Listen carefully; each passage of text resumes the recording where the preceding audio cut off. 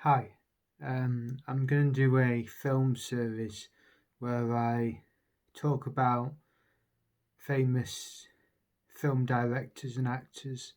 So the first up tonight is Charlie Chaplin. So the thing that I like the most about Chaplin is his artistic qualities, his humour, um, his cinematography, which is generally excellent, and the basically the quality of the art because Chaplin aims for a very high artistic standard, and this is evident in his most famous films. I call it the sort of high trilogy of the Gold Rush, City Lights, and Modern Times. Now,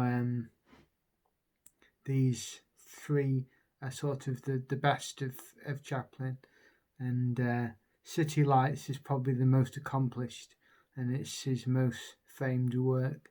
Indeed, Tarkovsky said it was one of his favourite films of all time. And in City Lights, the for me personally, the boxing scene is just outstanding. I mean, it's just like the humour of it and the artistic verve of creating that scene, and it's just something so existential about just about like the rigors of life, and the it's basically a metaphor for life, that scene, and it's perfect. So we've just got to see that. And City Lights overall is yeah, it's his best. But Modern Times is my personal favourite of all Chaplin's output, and Modern Times hits on a theme that I find very important, which is um, about basically modernity and the effects of modernity, because in a lot of my religious investigations, I've in I've looked at the origins of modernity, and what, like for example, in the Protestant Reformation and the rising secularism and all of that. But in Chaplin's film, he really um, emphasizes the effects in the early 20th century that this modernity has had, and something totally absurd like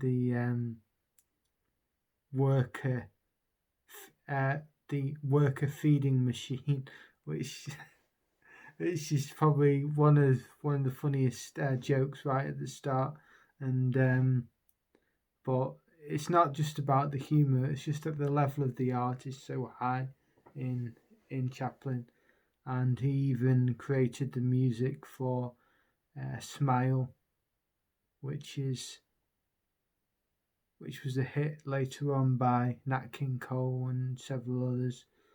But yeah, Modern Times is brilliant. It just shows you in the factory scenes um, the state of um, work and the state of existence in the 20th century, and how it's just so debased from what it could be, and just like the reality of it. Then you've got the Gold Rush, which is very funny. Um, I like the Gold Rush definitely, and it's got some great characterizations in it, and there's not much to say about that one really. It's on a more simplistic level, but the art is still very high, and of course, you've got all the Chaplin shorts. I recently completed the 12 mutual comedies shorts, and They're each about 20 to 30 minutes long, and they're excellent. There's some absolutely outstanding ones. They're fairly early Chaplin, but yeah, they're excellent. And really, the point of Chaplin is to showcase early cinema and the potential of early cinema and the artistic heights which it can reach. And you have to wonder, is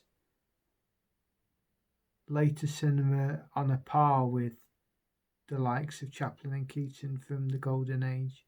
And it's probably not. It's probably not managed to reach those kind of standards because, well, you wouldn't say the same thing about music, for example. You wouldn't say that the music of the ancient world was the greatest music right at the origin, or you wouldn't say with literature that well, you've got Homer, which is very early, and Homer is a masterpiece, but you won't really say that literature. Well, this is a difficult one, you see. With literature, perhaps there's a lot of very good early literature, you see. You've got Plato as well, the Platonic dialogues.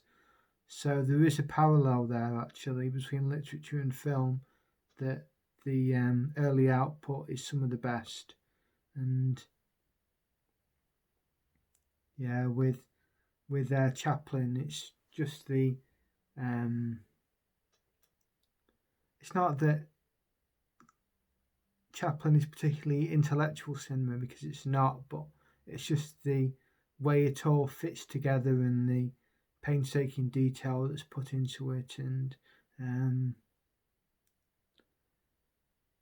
it's plus it's universal as well. It speaks to everyone, and yeah, it's brilliant. I haven't seen his later films yet. The latest one I've seen is The Great Dictator, and the Great Dictator is very good, very accomplished. Not up to his silent films, I don't think, but it's very good. And then there's later ones like Monsieur Verdoux, I think is one of them, and The King of New York, Last King of New York, or something like that. And I've not seen them yet, but I think that's more a footnote to his other work, his earlier work, but it's still worth seeing because he is a master of his art. And yeah, so that's Chaplin, really. And if I would summarize him, I would say that he was the greatest early pioneer of cinema, and that his humour and his artistic integrity and value were some of the highest in all of 20th century cinema. So he was excellent, and he remains excellent. And now there's some fantastic Blu-rays as well. There's some great transfers of his films, and yeah, I've got the mutual comedies, the S&A comedies, which I'm yet to see. I've seen some of his latest shorts after Mutual, like A Dog's Life, and I can't remember the names of the others now. But yeah, Chaplin is highly recommended, and not just for a film connoisseur or from an intellectual standpoint, because it really is universal entertainment, and it stands the test of time today for like watchability and that sort of thing. So